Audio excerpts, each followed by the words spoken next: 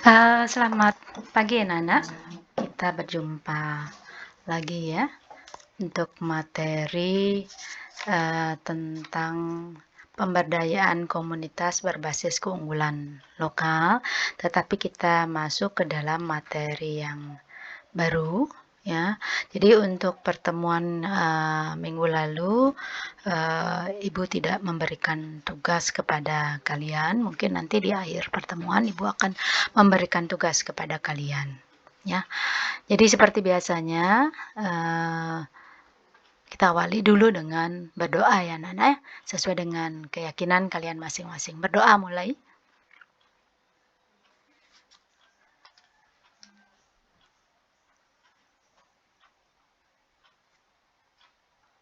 Berdoa selesai. Baik anak-anak, untuk mengingatkan kembali materi pertemuan minggu yang lalu, yaitu tentang pemahaman kearifan lokal ya, di mana di dalam pemahaman kearifan lokal, materi apa saja yang kita bahas, yaitu yang pertama adalah apa yang menjadi prinsip pemberdayaan komunitas ya. Kemudian yang kedua, fungsi pemberdayaan komunitas. Apa sih fungsinya pemberdayaan komunitas? Kemudian yang berikutnya adalah bagaimana proses terbentuknya kearifan lokal. Ya, jadi kearifan lokal itu melalui satu proses ya untuk terbentuknya. Kemudian unsur-unsur yang terkandung di dalam kearifan lokal. Ya, sehingga nanti kalian bisa membedakan apakah unsur-unsur tersebut merupakan kearifan lokal atau tidak. Kemudian fungsi daripada kearifan lokal, kalau tadi fungsi pemberdayaan komunitas, sekarang fungsi kearifan lokal. Untuk apa sih adanya kearifan lokal ini? Ya. Kemudian yang berikutnya adalah bagaimana hubungan kearifan lokal dengan pemberdayaan komunitas di tengah pengaruh globalisasi. Sebagai contohnya misalnya hubungan kearifan lokal dengan ekonomi, hubungan kearifan lokal dengan kondisi sosial budaya dan sebagainya ya. Nah, kemudian yang terakhir adalah ciri-ciri, bagaimana ciri-ciri daripada kearifan lokal. Ya, itu kira materi untuk pertemuan yang lalu. Nah, sekarang untuk materi yang berikutnya itu adalah tentang upaya-upaya pemberdayaan komunitas di tengah pengaruh global ya. Jadi bagaimana upaya-upaya pemberdayaan komunitas terutama di tengah pengaruh globalisasi. Nah, apa saja materi yang akan kita bahas? Yang pertama adalah upaya yang dapat dilakukan di dalam pelaksanaan pemberdayaan. Ya, bagaimana upaya yang dapat dilakukan dalam pelaksanaan pemberdayaan? Ya.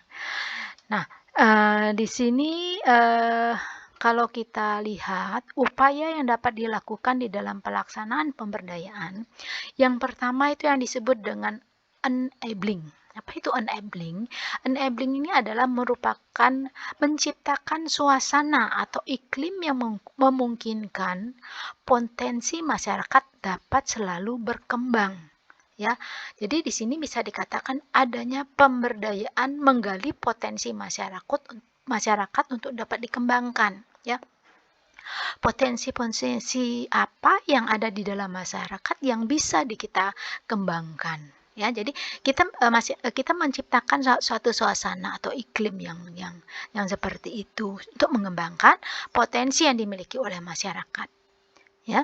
Kemudian yang kedua, empowering ya. Apa itu empowering? Empowering ini adalah merupakan pemberdayaan membantu memfasilitasi masyarakat agar lebih berkembang ya. Jadi kalau potensi sudah ada yang ada di dalam masyarakat, bagaimana potensi yang ada di dalam masyarakat ini diberdayakan dengan memberikan fasilitas-fasilitas ya, membantu memfasilitasi agar potensi yang ada di dalam masyarakat itu bisa lebih berkembang dan bisa meningkatkan kehidupan masyarakat itu sendiri. Ya. Kemudian yang ketiga, protecting. Ya, protecting yaitu merupakan pemberdayaan membantu proses advokasi atau pembelaan hukum dan memberikan perlindungan kepada masyarakat. Jadi artinya di sini protecting ini adalah memberikan perlindungan kepada masyarakat terhadap upaya dari masyarakat untuk mengembangkan potensi-potensi yang mereka miliki. Ya, itu dilindungi. Ya, misalnya hak cipta tentang sesuatu, apakah dalam bidang seni atau hasil kerajinan yang lainnya, bahwa itu adalah merupakan, jadi dibuatkan semacam semacam aturan bahwa itu adalah merupakan potensi yang dihasilkan oleh masyarakat Bali, misalnya masyarakat A misalnya, ya. Jadi seperti itu. Jadi memberikan perlindungan kepada anggota masyarakat, terutama potensi-potensi yang ada di masyarakat yang dikembangkan oleh masyarakat itu sendiri. Ya, itu kira upaya yang dapat dilakukan di dalam pelaksanaan pemberdayaan komunitas berbasis keunggulan lokal, kearifan lokal. Ya. Baik, kita lanjut. Nah, sekarang yang berkaitan dengan prinsip pemberdayaan komunitas. Nah, di dalam prinsip pemberdayaan komunitas itu mencakup beberapa hal. Yang pertama adalah adanya kesetaraan. Artinya, kesetaraan kedudukan antara masyarakat dan inisiator yang melakukan pemberdayaan. Ya. Jadi artinya di sini bahwa inisiator bukan berarti dia mempunyai kedudukan yang lebih tinggi daripada anggota masyarakat yang lainnya. Jadi sama-sama sebenarnya antara anggota masyarakat dengan inisiator. Kemudian adanya kesetaraan gender baik antara laki-laki dan perempuan, ya. Tidak dibedakan lagi, ya. Jadi semua mempunyai peluang untuk diberdayakan baik laki-laki maupun perempuan. Kemudian kesetaraan antara laki-laki dan perempuan, Ibu kira sudah tadi Ibu sampaikan, ya. Kemudian yang kedua, partisipatif. Bentuk partisipasi adalah keterlibatan masyarakat dalam proses perencanaan. Jadi, dalam proses perencanaan ini harus melibatkan partisipasi dari masyarakat, bukan inisiator saja. Jadi, seluruh anggota masyarakat. Kemudian di dalam pelaksanaan hingga evaluasi program. Apakah program itu bisa diterima oleh seluruh masyarakat atau tidak? Ya, jadi bukan hanya partisipasi inisiator saja, tetapi seluruh anggota masyarakat yang memiliki potensi untuk lebih dikembangkan lagi. Kemudian yang ketiga, berkelanjutan. Artinya, walaupun proses pemberdayaan itu selesai, ya, program pemberdayaan dapat dilanjutkan dan dikelola oleh masyarakat secara mandiri. Jadi kita tidak harus bergantung kepada inisiator, yang umumnya inisiator itu bisa berasal dari masyarakat sendiri, tetapi sebagian besar inisiator ini misalnya dari LSM misalnya, atau dari pemerintah. Ya, jadi dengan berkelanjutan ini artinya begitu proses pemberdayaan selesai, ya, di mana dikoordinir oleh inisiator maupun LSN maupun pemerintah, maka masyarakat bisa melakukannya sendiri, ya, tanpa tergantung kepada inisiator, LSM maupun pemerintah. Jadi masyarakat mampu untuk melanjutkan program-program yang sudah pernah dilaksanakan. Ya. Kemudian yang keempat, keswadayaan. Ya, artinya menghargai dan mengedepankan kemampuan komunitas masyarakat daripada bantuan pihak lain. Ya, kita boleh menerima bantuan dari pihak lain, tetapi seperti yang ada di dalam prinsip yang ketiga, kita harus juga menjadi mempunyai sikap mandiri juga, ya. Setelah kita mendapatkan pembelajaran dari program-program sebelumnya, kemudian masyarakat harus mempunyai kemampuan untuk mengelola kemampuannya sendiri. ya. Jadi keswadayaan. Jadi kita harus menghargai, mengedepankan kemampuan kita sendiri, komunitas kita sendiri. Tidak harus tergantung kepada pihak lain. Tidak selamanya kita harus bergantung. Ya, itu prinsip-prinsip pemberdayaan komunitas. Nah, kemudian inisiator pemberdayaan.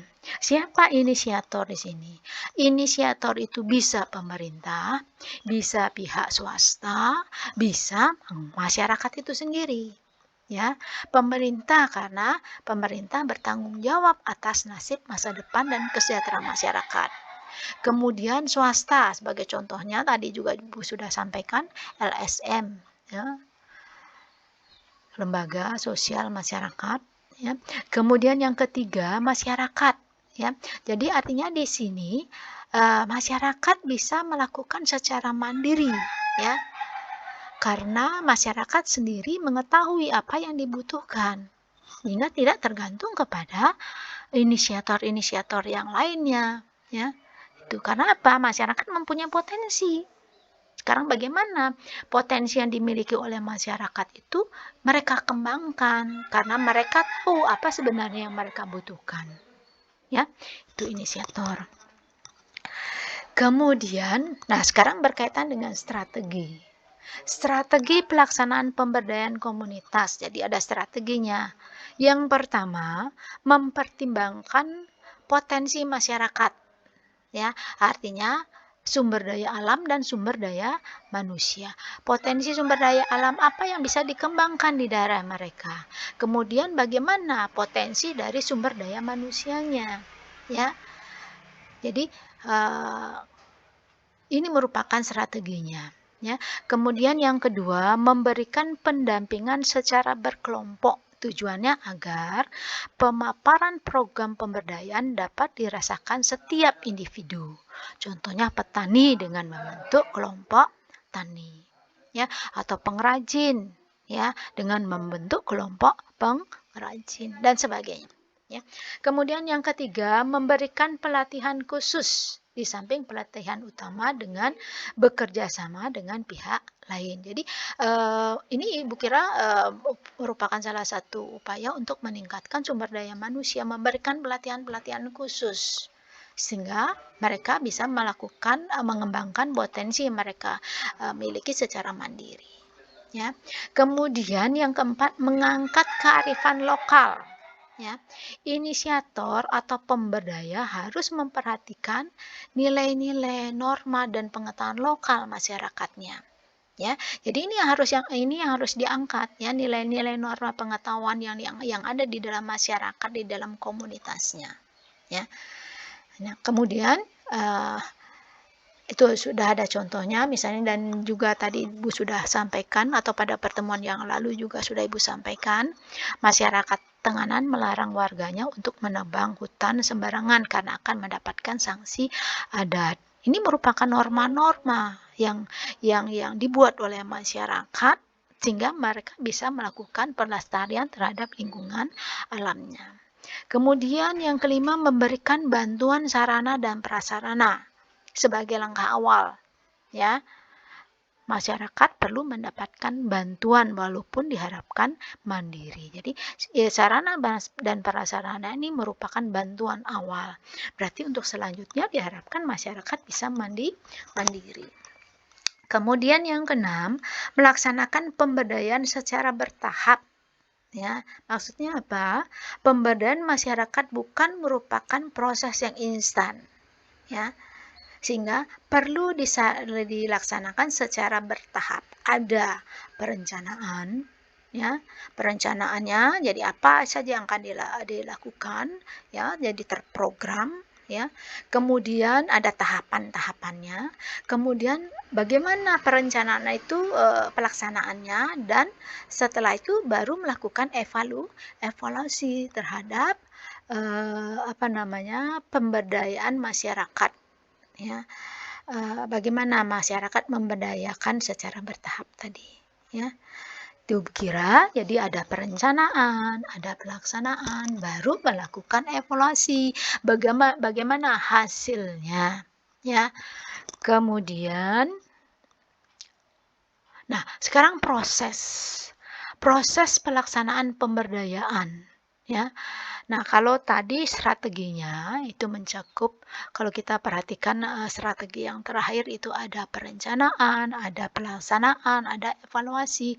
Nah, sekarang proses pelaksanaan pemberdayaan itu bagaimana? Nah, untuk perencanaan, inisiator menerapkan metode participatory rural appraisal, artinya metode penelitian untuk menggali potensi dan permasalahan dalam masyarakat. Jadi, artinya di sini pada awalnya biasanya para inisiator itu akan menggali potensi potensi yang ada di dalam masyarakat, kemudian permasalahan-permasalahan apa yang muncul yang memang memang sangat dibutuhkan oleh masyarakat, ya.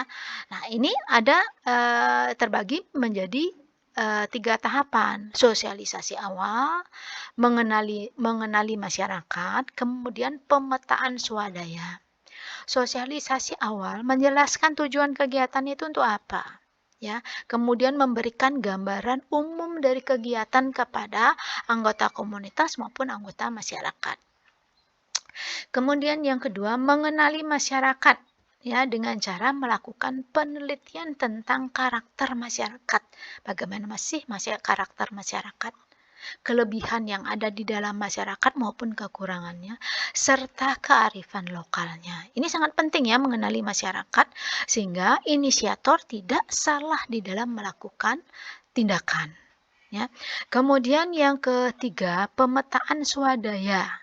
Pemetaan swadaya ini berkaitan dengan proses pemenuhan kebutuhan pokok masyarakat. Ya. Jadi kebutuhan pokok apa sebenarnya yang memang sangat dibutuhkan oleh masyarakat, ya, itu perencanaan. Kemudian sekarang yang B, pelaksanaannya bagaimana, ya. Nah, kegiatannya meliputi apa? Yang pertama, pengorganisasian masyarakat, ya. Jadi artinya di sini akan membentuk pengurus dulu, sehingga ada pihak-pihak yang memang bertanggung jawab. Siapa yang bertanggung jawab, siapa yang mengkoordinir untuk bidang-bidang tertentu. Ya. Kemudian yang kedua, penyusunan perencanaan. Ya. Jadi penyusunan perencanaan itu didapat dari kegiatan awal yang sudah dilakukan, ya, di mana ada sosialisasi, mengenali masyarakat, kemudian pemetaan swadaya. Ya. Kemudian yang ketiga, pelaksanaan kegiatan, merealisasikan program sesuai dengan perencanaan, memfasilitasi apa yang menjadi kebutuhan. Ya. Kemudian yang keempat, pemanfaatan dan pemeliharaan. Jadi setelah dilaksanakan bagaimana program-program yang sudah dilaksanakan itu bisa dimanfaatkan oleh masyarakat. Bagaimana pemanfaatan masyarakatnya? Kemudian tidak hanya memanfaatkan tetapi juga bisa memelihara. Ya. Jadi tidak hanya menggunakan saja tetapi juga harus bertanggung jawab terhadap pemanfaatan dengan cara ikut memelihara. Ya.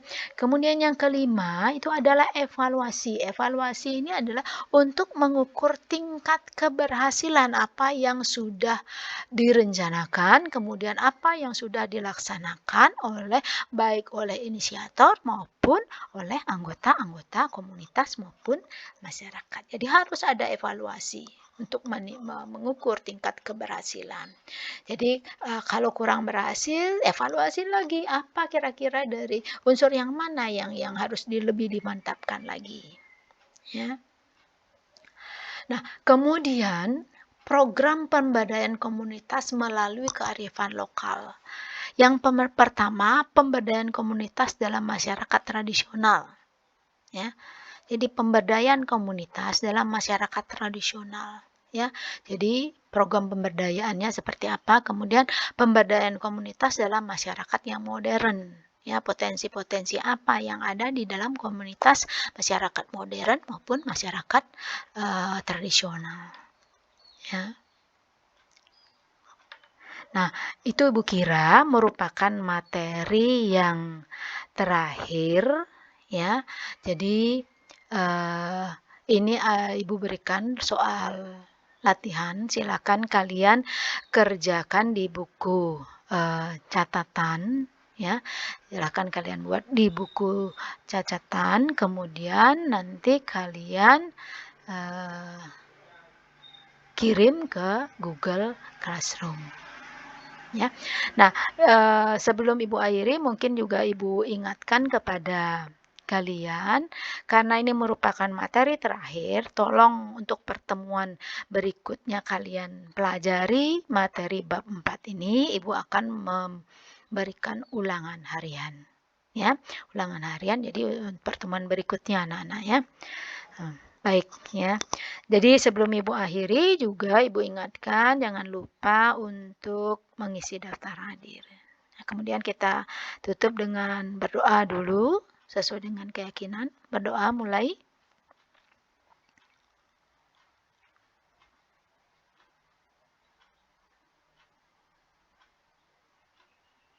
Berdoa selesai.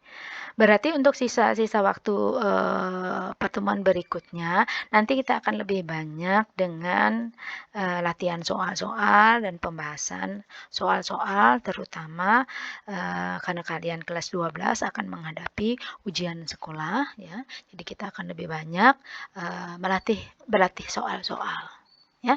Baik, terima kasih Ibu ucapkan panganjali umat, Om Santi Santi, Om.